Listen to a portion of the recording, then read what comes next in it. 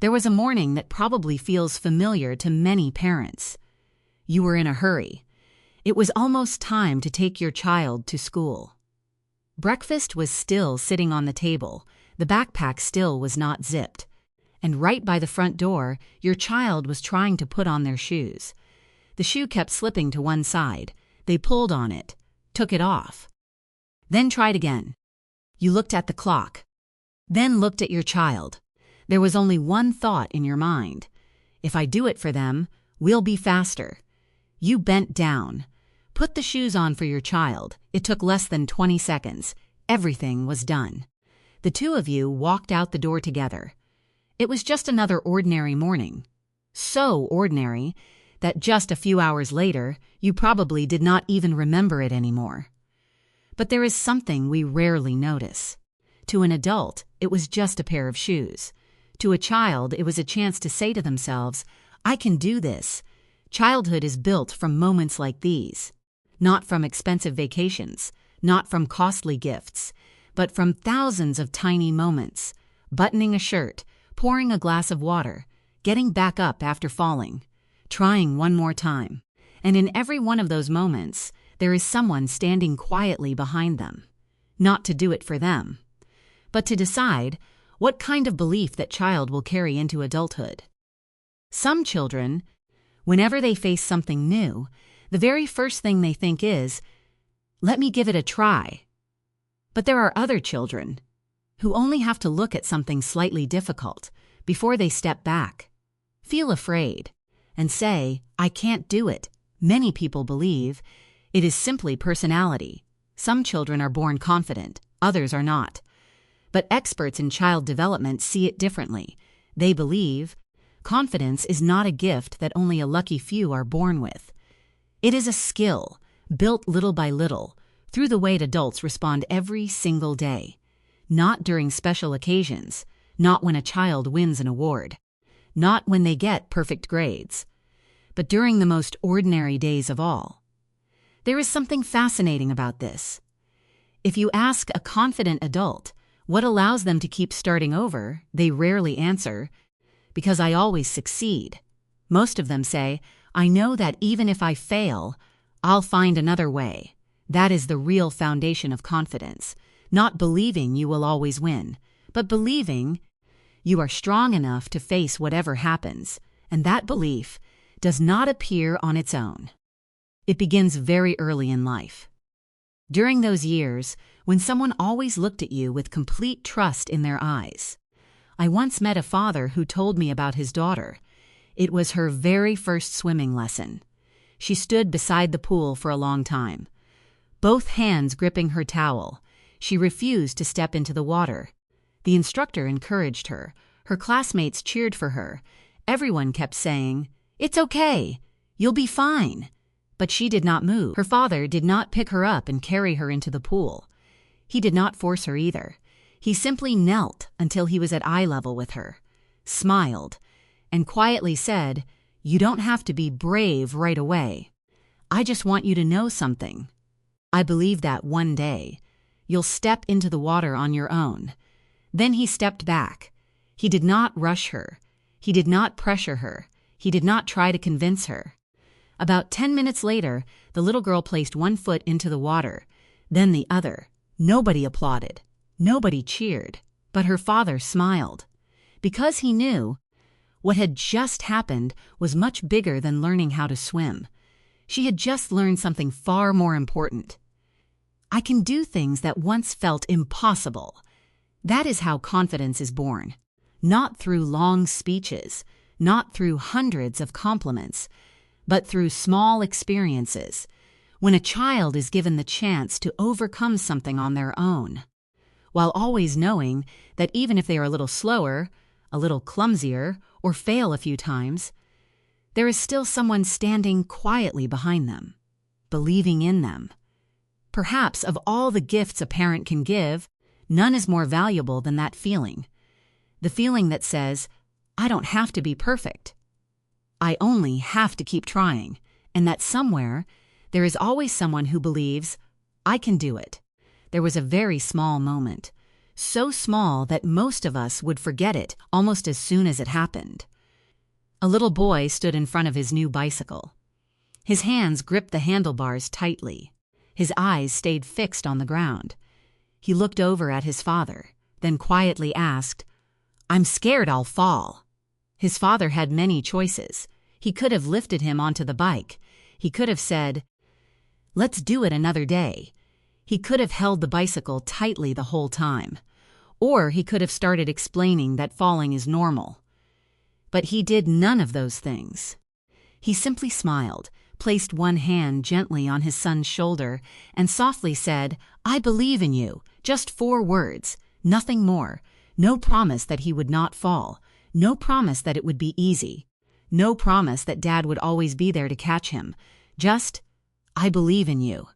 10 minutes later, the little boy still fell. He scraped his knee. Tears began to roll down his face.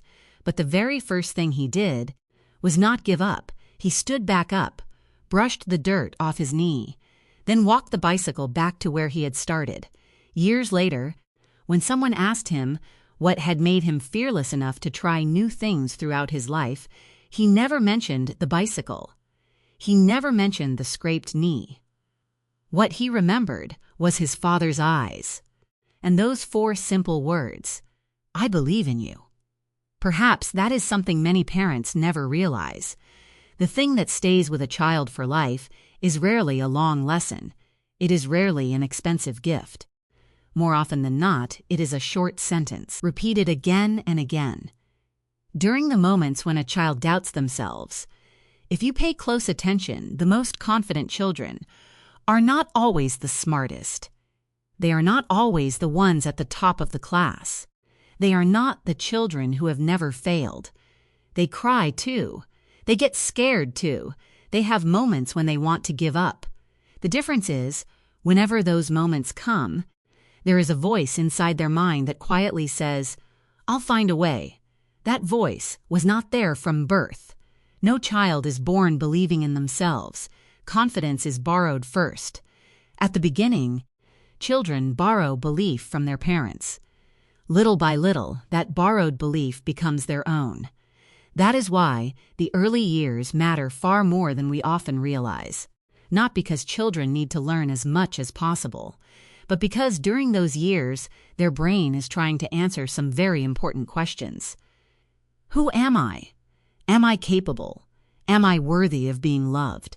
What is remarkable is, parents answer those questions every single day, without even realizing it. Not through lectures, not through advice, but through the way they respond. I once heard a mother tell a story. Her little boy loved doing everything by himself, pouring his own milk, putting on his own clothes, feeding himself. But almost every day he spilled something. Some days, milk covered the table. Other days, orange juice ended up all over the floor. Sometimes his shirt was on backwards. At first, she was incredibly patient, but as work became busier, as time became shorter, she began saying, "Let mommy do it." At first, it was only to save time. Eventually, it became a habit. Then one morning, she placed the carton of milk in front of him and said, "You can pour it yourself."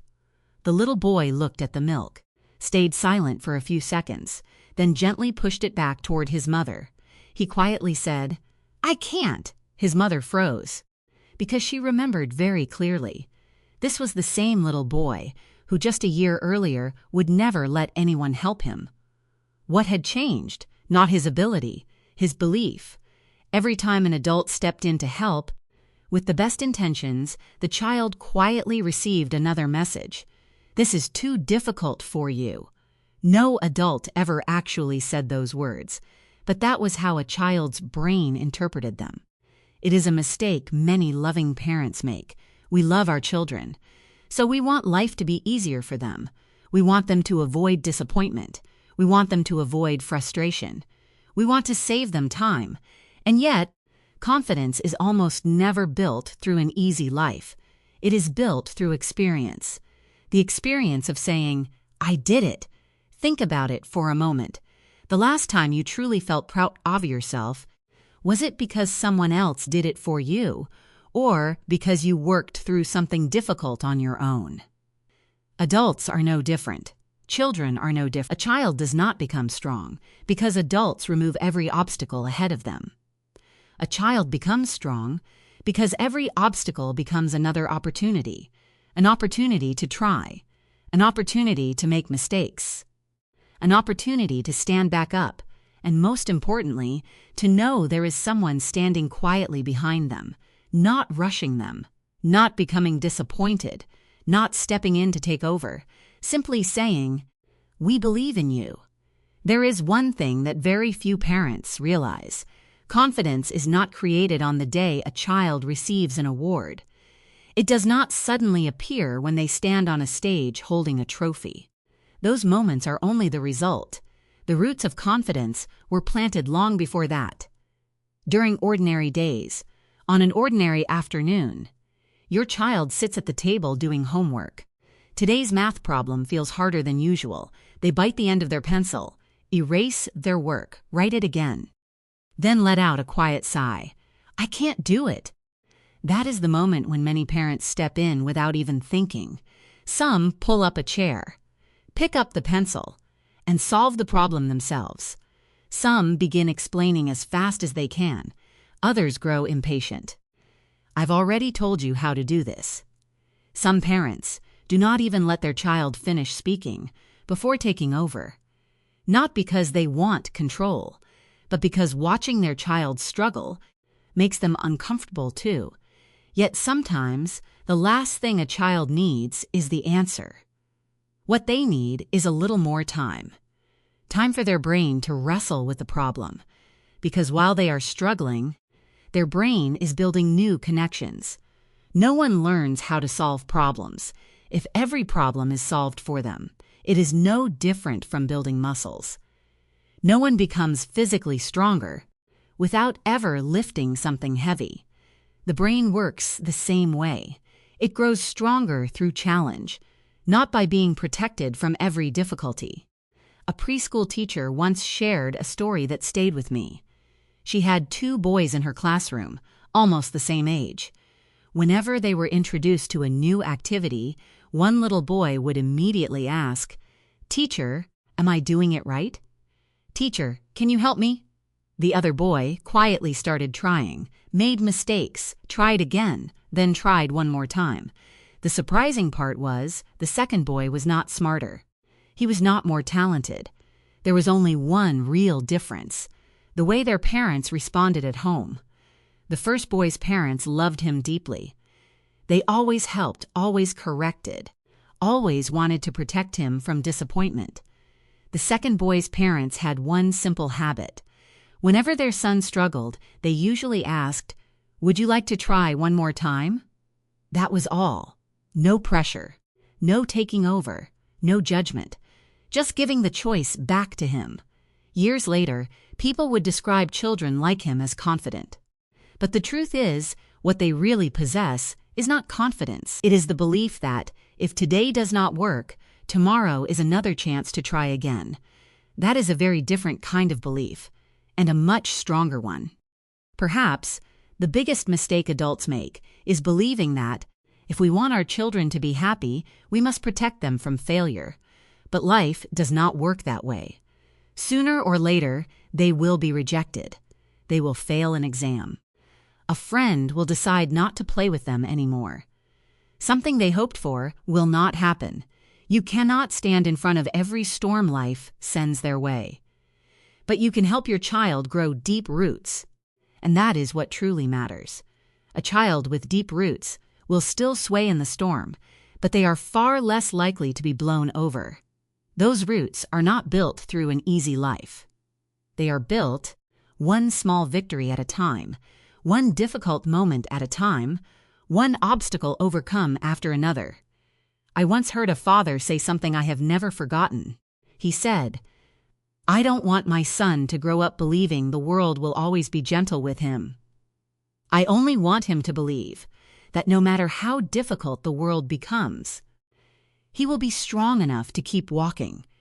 Those are 2 completely different ways of raising a child.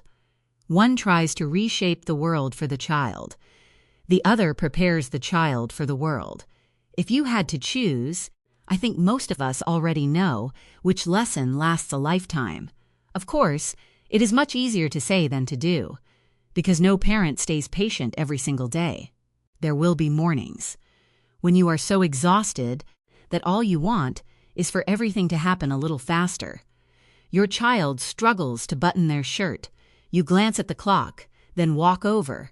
Come here, Mommy will do it. Your child takes several minutes trying to eat by themselves. You gently take the spoon away. Let Mommy help. Your child is trying to tie their shoes.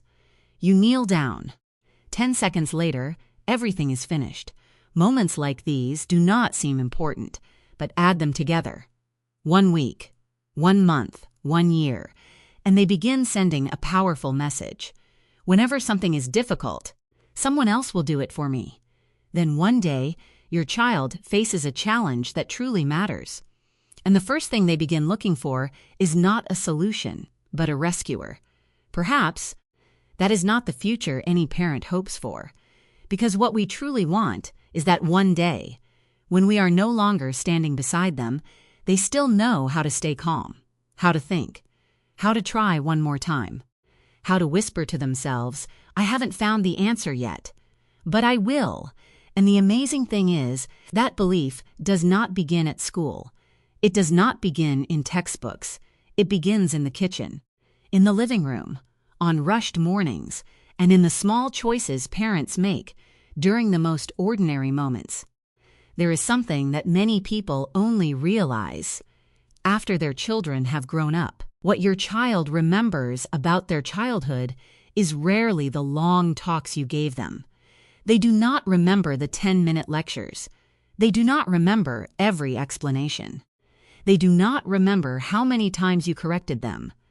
What stays with them is the feeling they had when they made a mistake, the look in your eyes when you looked at them, the feeling they had after they failed, the way you stood beside them, and the feeling they had when they doubted themselves.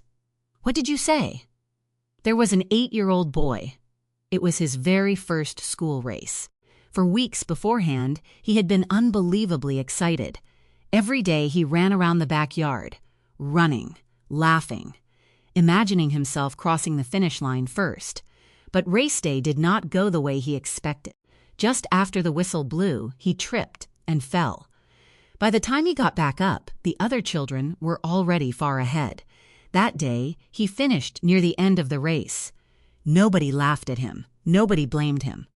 But on the way home, he barely said a word. That evening, his father walked into his room. He did not mention where his son had finished. He did not ask why he had fallen. He did not analyze what went wrong. He simply sat beside him. Then quietly asked, "When you fell, what was the first thing you thought?" The little boy stayed silent. After a long pause, he finally answered, "I thought I was terrible." His father nodded. He did not rush to disagree. He did not say, "No, you're not." Instead, he told him a story. "When I was your age, I quit in the middle of a soccer game. I was so embarrassed. I never wanted to go back onto the field. But your grandfather told me something. What makes a person is not how many times they win. It is how many times they choose to get back up." His father looked into his son's eyes, smiled, then said, "Today, you got back up. That is what I will remember most." Perhaps that is the biggest difference between encouragement and genuine belief. Encouragement tries to help a child feel better. Belief helps a child discover a strength they did not know they already had. There will be days when your child walks through the front door carrying a test paper. The grade is lower than they hoped. They stand there, not knowing how to hand it to you. What they fear is not really the grade. What they fear even more is the look of disappointment on the face of the person they love most. That is one reason why so many children begin lying. Not because they are bad, but because they are afraid of making their parents sad, afraid of disappointing them, afraid that they are no longer good enough. Now imagine a different situation. Your child walks into the house, hands you the test paper. You look at the grade. Then you look at your child. The first thing you ask is not, "Why is your score so low?" Instead, you ask, "How do you feel about this result?" Just one question. Yet it changes the entire conversation. Suddenly, your child is no longer standing in front of a judge. They are sitting beside a teammate. That is what children need more than anything else. Not someone who always has the answers, but someone calm enough to help them search for the answers together. A psychologist once said, "Every child is writing the story of who they are." Every experience, every conversation adds another sentence to that story. If every failure leaves a child feeling judged, the story slowly fills with sentences like, "I'm not good enough. I have to be perfect. I'm not allowed to make mistakes." But if after every setback your child hears, "Let's figure out what happened. What do you think you learned from this? We still believe in you," then the story becomes very different. I can learn. I can grow. I am not defined by one mistake. That is what allows a child to enter adulthood with a steady heart. There is another interesting discovery. The people who recover best after life's hardest moments are not the people who have never suffered. They have experienced loss, failure, rejection, just like everyone else. The difference is, they do not see those moments as proof that they are worthless. They see them as part of the journey, and that way of thinking is often planted very early in life. By someone who kept telling them, through words or through actions, "You don't have to be perfect. You just have to keep going." Perhaps the greatest gift a parent can give is not a childhood without tears. That is impossible.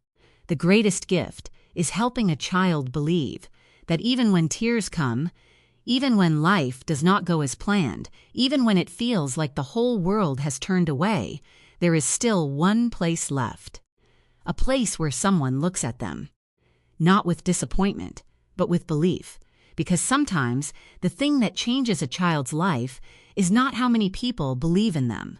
It only takes one person who believes in them even more than they believe in themselves. There is one misunderstanding that many parents carry with them for years. We often believe if we want our children to become confident, we have to let them win more often.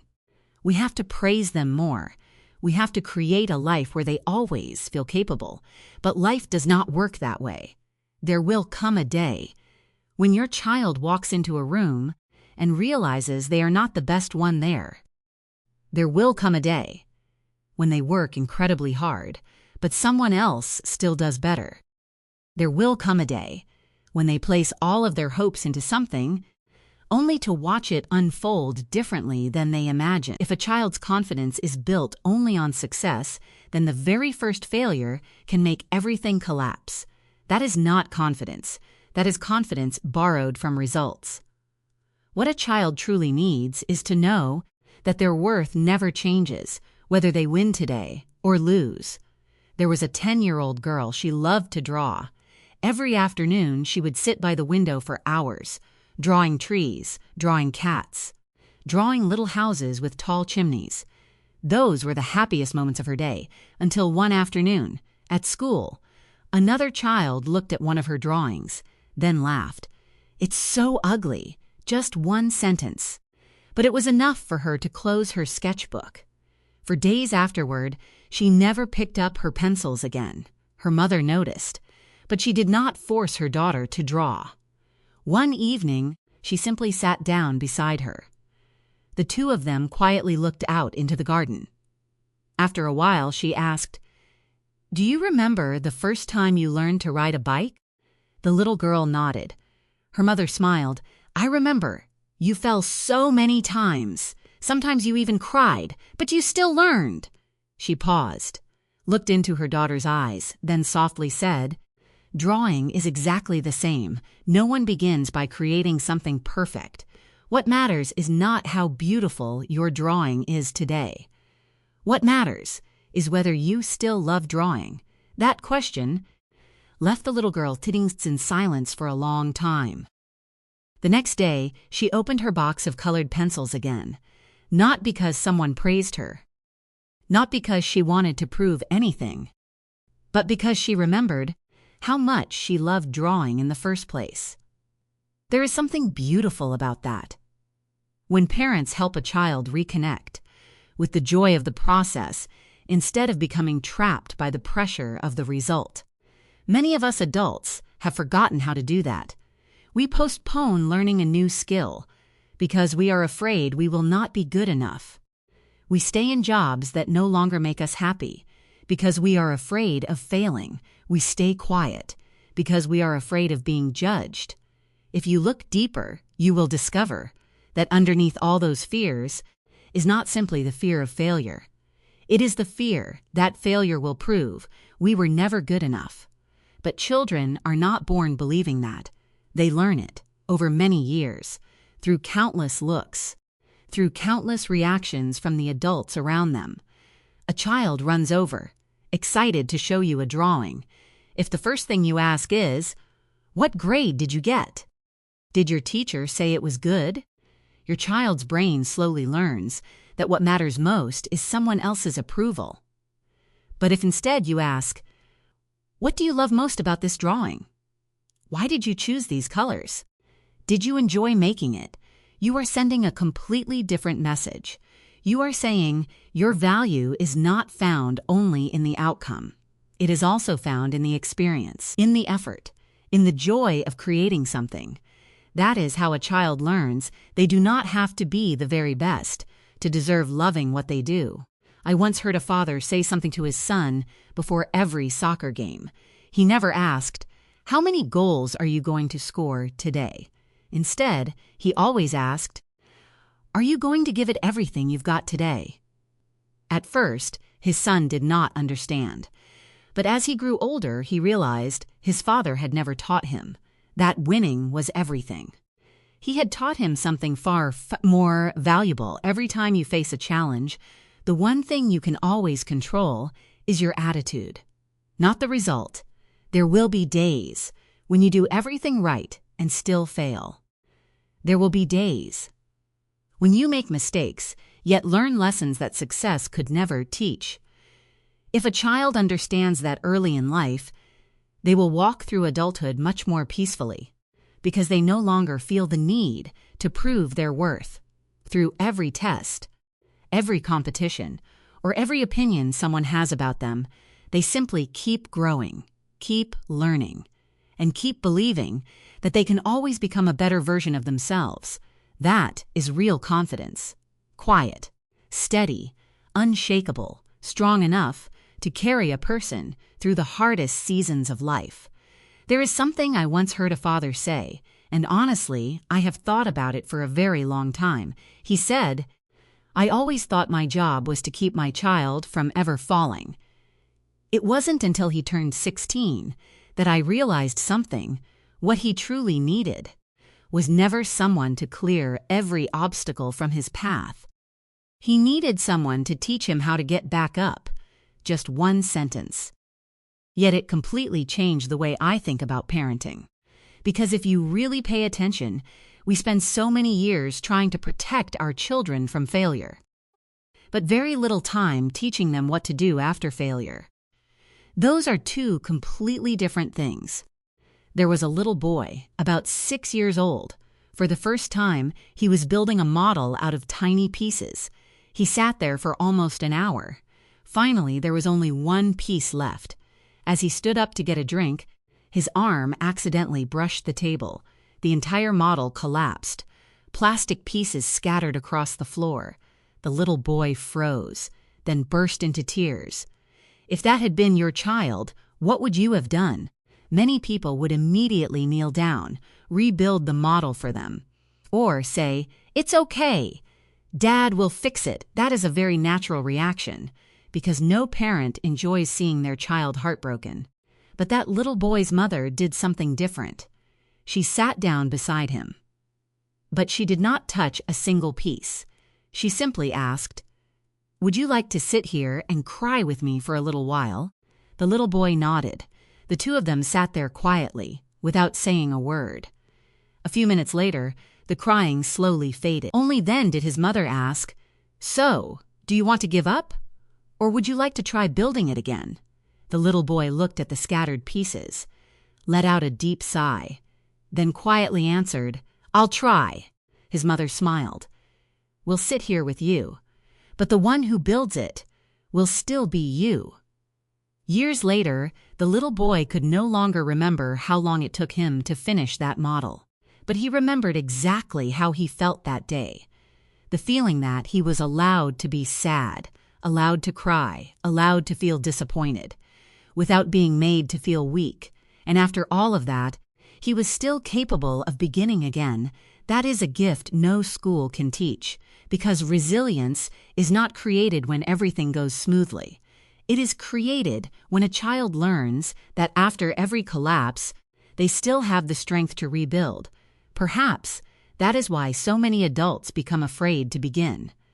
Not because they lack ability, but because in their minds, failure feels like a period, the end of the sentence, while other people see failure as a comma, a pause, a moment to catch their breath, before moving forward again. Have you ever noticed something? Children learn to walk by falling hundreds of times. No baby falls for the third time, then says, "Maybe walking just isn't for me." No, they laugh, they fall, they stand back up, and they keep trying. So what changes? What turns a fearless child into an adult who is terrified of making mistakes? Very often, it is not life itself. It is the way adults respond to those falls. If every time your child makes a mistake, the first thing they see is disappointment, they learn to fear mistakes. If every time they fail, the first thing they receive is criticism, they learn to avoid trying.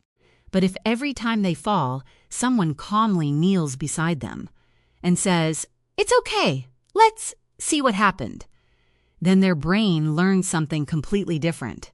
Mistakes are not danger. Mistakes are information. They are feedback. They are part of growing. There is a quote I have always loved.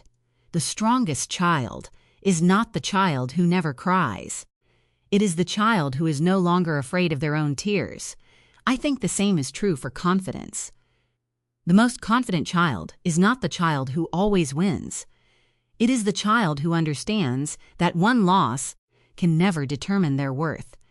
Perhaps, throughout childhood, there will be many days when your child comes home with sadness written across their face, a disappointing test score, a lost game, a friend who no longer wants to play, a dream that did not come true.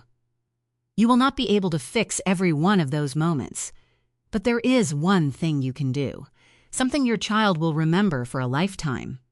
You can let them see that your belief in them has not become any smaller, simply because today did not go well. Because real love does not become greater when a child succeeds, and it does not become smaller when they fail. That is what allows a child to grow up with peace inside, to become an adult who does not spend an entire lifetime searching for approval from everyone else, because they already know how to believe in themselves. There is a story I read many years ago. It was about a man in his 40s. He owned a very successful company. He had hundreds of employees, a happy family. To everyone around him, he seemed like the picture of confidence. But during an interview, someone asked him, "What helps you stay calm when you're making life's biggest decisions?" He smiled. Then he began talking about his father. He said, "When I was little, every time I tried something new, I would always look back at my dad, not because I wanted him to help me, but because I wanted to know if he still believed in me." He paused for a few seconds, then continued, "I have never forgotten that look in his eyes. It was the look that said, 'Go ahead. Give it a try. If you fail, I'm still here.'" Perhaps that is what so many of us are still searching for. Not someone who solves every problem, but someone who makes us believe that we are capable of facing our problems. That is exactly what every child needs, not just once, but every single day. Your child may not remember what they had for breakfast this morning. They may not remember the clothes they wore. They may not remember the toy you bought them for their birthday. But they will remember a feeling. The feeling they had every time they were afraid. How did their parents respond? They will remember every time they made a mistake. What was in their parents' eyes? Disappointment or hope? They will remember every time they wanted to give up. Was there someone pulling them back to their feet? Or someone simply sitting beside them, giving them the space to stand up on their own? We often believe that the biggest things are what change a child's life. A better school, a bigger house, expensive classes, family vacations. All of those things have value. But if you ask a grown adult what truly made them feel worthy, very few of them will tell you about gifts. What they remember is usually a very ordinary moment. A hug, a look, a hand resting gently on their shoulder, or one sentence, spoken exactly when they needed it most. Perhaps that is why a parent's words carry such extraordinary power. Not because parents are perfect, not because parents are always right, but because during the early years of life, no one has more influence over the way a child sees themselves than their parents. The world may tell your child they are not smart enough, not fast enough, not talented enough. There will always be someone better, someone more successful. That is something your child will never be able to avoid. But if every time they come home, they know there is one place where they are not loved because of their achievements, not judged by their grades, not defined by a single failure, then the outside world will become far less frightening because they already have a place they belong. There is another fascinating discovery. When psychologists study people with extraordinary resilience, they notice one thing they all have in common. It is not a perfect childhood. It is not an easier life. It is this. At some point during their early years, there was at least one person who believed in them unconditionally. Just one person. Sometimes, one person is enough to change an entire life. Maybe it is a father. Maybe it is a mother. Maybe it is a grandparent. But if you are watching this today, you have the chance to become that person. You do not need long speeches. You do not need grand promises. You only need to be present, to listen, to be just a little more patient. And when your child doubts themselves, when they look at you with worried eyes, when they quietly whisper, "I'm scared. I don't know if I can do this," do not rush to say, "It's okay." Do not rush to take over. Do not rush to fix everything. Pause, just for a few seconds. Look into your child's eyes. Let them know that in this moment you are completely here. Then say, "We believe in you." Not because you know they will succeed, not because you believe they will never fail, but because you understand success is not the only thing worth believing in. What is worth believing in even more is your child's ability, their ability to learn, their ability to grow, their ability to get back up, and their ability to keep moving forward, no matter what life brings. Perhaps that day your child will simply nod, then run off to play. Perhaps they will not say anything at all. You may not notice any change right away, but the most important seeds have never sprouted overnight. They grow quietly, day after day, little by little, until one day, maybe 10 years from now, maybe 20, your child will be standing in front of one of the biggest decisions of their life. You will not be there beside them. No one will be holding their hand. No one will be telling them what to do. And in that very moment, a familiar voice will rise inside their mind, not because you are standing there, but because your voice has become part of who they are. "Come on, give it a try. I'll find a way. I believe in myself." That is the moment you will realize the greatest gift you ever gave your child was not money, not possessions, not the best opportunities. It was belief. A belief strong enough to stay with them even when you no longer can. So, if there is only one thing you remember after watching this video today, let it be this. Children do not need perfect fathers or perfect mothers. They need adults who are willing to stay, willing to listen, willing to be patient, and every single day, do not forget to give your child one gift. It costs nothing. It requires no preparation. It takes only a few seconds, but it can remain in their heart for the rest of their life. Look into your child's eyes, smile, and say, "We believe in you."